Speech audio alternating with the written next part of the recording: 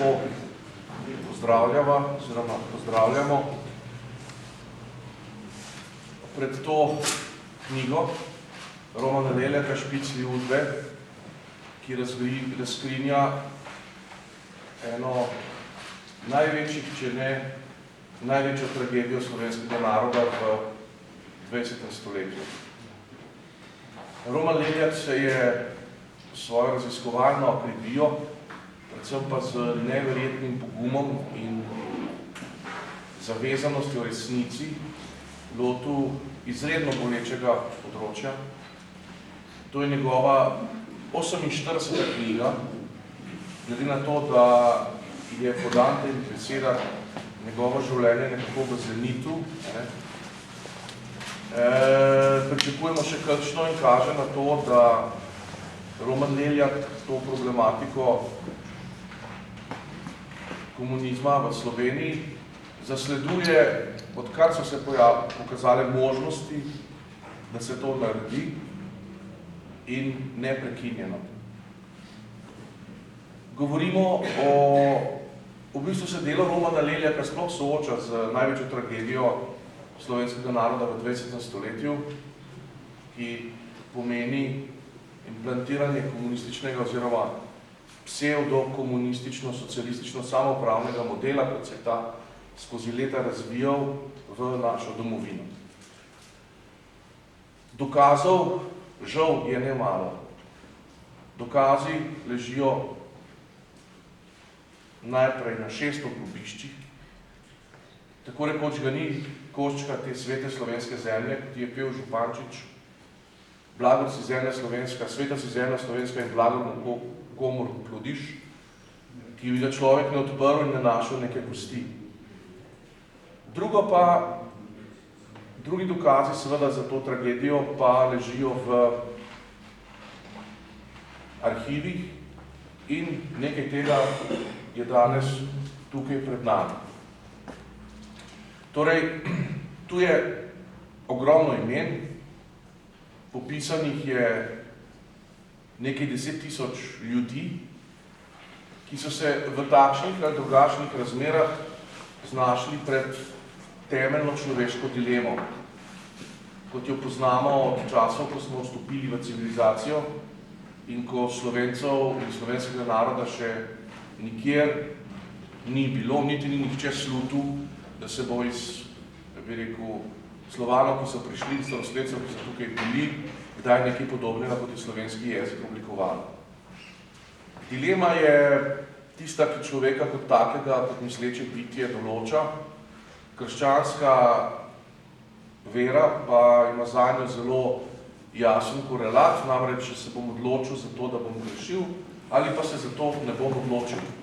Človek je ustvarjen kot bitje svobodne volje in prvi upor Adama in Eve je bil ta, da sta hotela postati kot bogova.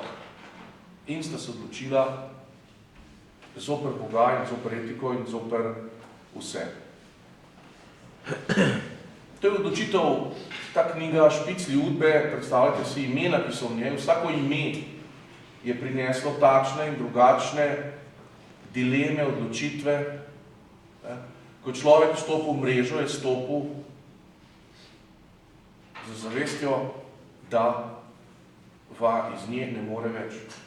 Nobena bolezen odvisnosti, ne kajenje, ne alkoholizem, ne droga, ni tako močno človeka zavezala, kot ga je zavezala udba. Zavezala ni samo njega za celo življenje, ampak je zavezala tudi njegovo okolje.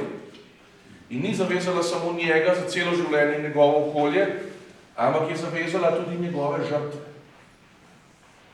Knjiga Špiclji udbe razgrinja na 10.000 primerov trojno mrežo, v katero je bil ujet in je še danes ujet slovenski narod.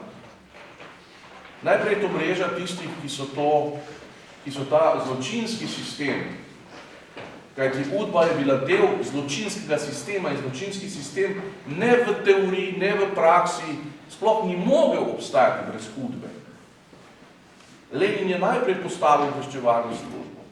Najzvestejši Stalinov sodelavec je bil Berija.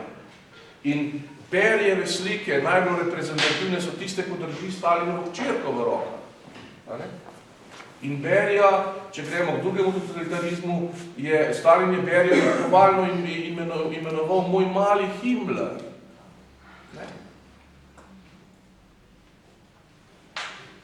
Potem pridemo tukaj do imen, ki so seveda v Sloveniji organizirali udbo. Kajti nekdo jo je moral organizirati. Ker vemo, da je to najbolj zavrženo početje, ki ga človek lahko sposoben, da uvaja druge in še bolj zavrženo to, da organizira mrežo uvajanja in mora to nekdo narediti. In knjiga, če jo beremo, bi rekel, z zrnom solidnem, seveda govori o postavah, ki so to izvedle, ki so to organizirali. Govori, in to lahko slutimo, nam pa tudi o 10 000 žrtvah. Če pride na eno Lendavo, jaz zdaj govorim na pamet, ampak noter imate v mojem uvodu to napisano, recimo 300 ovaduhov. Pa že v Sloveniji se vsi poznamo. Že v Ljubljani se tako rekoč vsi poznamo med sabo. V Lendavi, na Jesenicah, v Radovljici se pa tako vsi poznajo med sabo.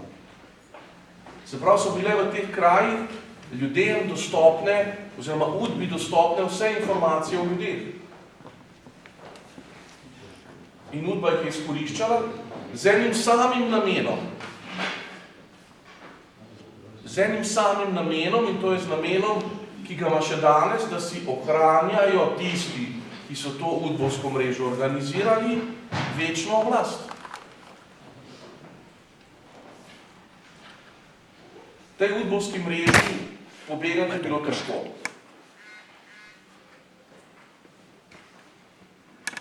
Obstajajo, bi rekel, pričevanja. Najpomembnejše pričevanje pa ne bo to spomin človeku 2 leti po njegovi smrti. Sem poskušal popisati v uvodniku knjige Romana Leljaka. To je pričevanje Viktorja Blažiča, ki so ga leta 1963, mislim, da prvič poskušali nanovačati v udbo. Zato, da bi uvajal svoje kolege v perspektivah, konkretno Pučnika, mislim, da Šeligo, pa Kermaunerja in tako. Blažič je rekel, tega ne bom storil, to je zavrženo dejanje, tega ne morem storiti. Na kar so mu rekli, ja, veste kaj, vi lahko to ne morete ali pa morate storiti, ampak imamo vso oblast v državi, imamo nad vami vso oblast in vi nam nič ne morete, ne? Bote to storil. Je rekel, ne, vse oblasti pa nimate, ne? Jaz vam lahko se izmaknem in vam pobegnem. Pa ga je on debel gleda zasliševalc, oziroma tisti, ki ga je veroval, pa mu pravi, ja, čakajte, kako boste vi nam pobegnil? Pa mu pravi Blažič, kupim si štrik. Raje se obesim, končam, kot da bi to delal. Največja tragika Viktorja Blažiča, ko piše zraven, je ta, da leta 1987, predno se je Jugoslavija podrla od Miloševića, se je nekega zgodnje poletnega večera vračal z koncerta, udržil in zvedel, da se mu je ubil sin. In je napisal, Blažič, Viktor, je napisal, da je odšel po isti poti, kot je on takrat temu, ki ga je Verbal sugeriral, ni pa vedel, pravi, ali je imel moj nesrečni sin ob svoji prezgodni smrti kakšen razgovor podobne vrste, kot sem ga imel jaz. Ampak Viktor Blažič niklo. In še več, povedal je, kako prenesel je formulo v naš čas, kako nevarna je ta udba za družbo. Kajti Viktor Blažič je rekel tako, ko se leta 90, recimo, so začele nove razmere in je oseba, recimo A, bila sodelavec udbe in se je znašla v novo ustanovljeni stranki z osebo B, ki jo je celo življenje špionirala. In je oseba A o osebi B vse vedela, oseba B o osebi A ni vedela nič. Obstajala pa je tudi oseba C, to je bil tamle uradnik v Slaviji, ki je to mrežo teh B-jev in A-jev spremljal in je imel celoten pogled nad vsem. In zdaj seveda oseba A špice Ludbe, ki se znajde v, jaz sem to v Krščanskih demokratih doživel. Glede to, da meni v tej knjigi najbrž nekaj oseba A. Ampak oseba A, ki se znajde v novo ustanovljeni stranki, bo naredila vse, da bi onemogočila osebo B, kajti v primeru, da, kot dela Roman Leljak, se razkrijo arhivi in izide takale knjiga z faksimiliranim pričevanjem o tem, kaj oseba A počela z osebo B, je z osebo A konec.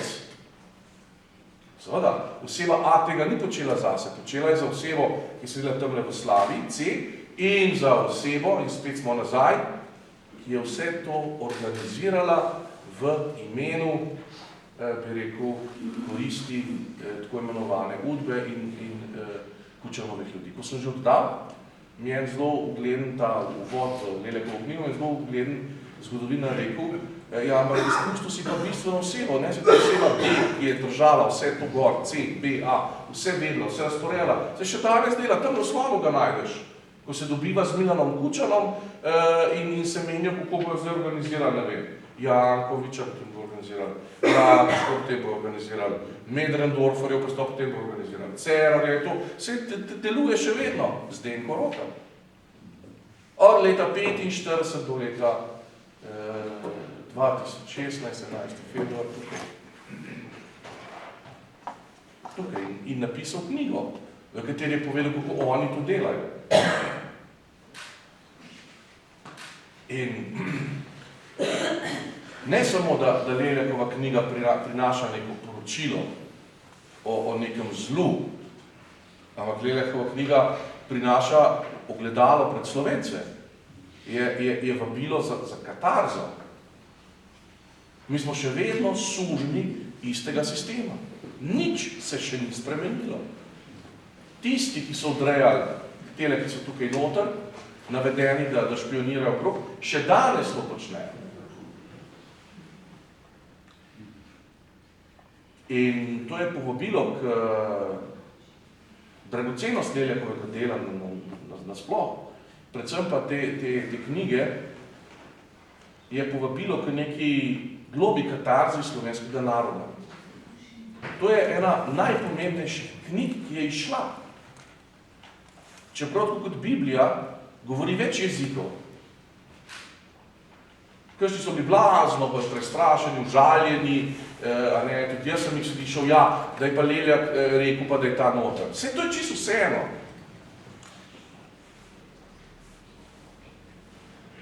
To je tako, kot raslo je drevo v raju in je Eva vzela sadež in ga dala Adamu in to, ja.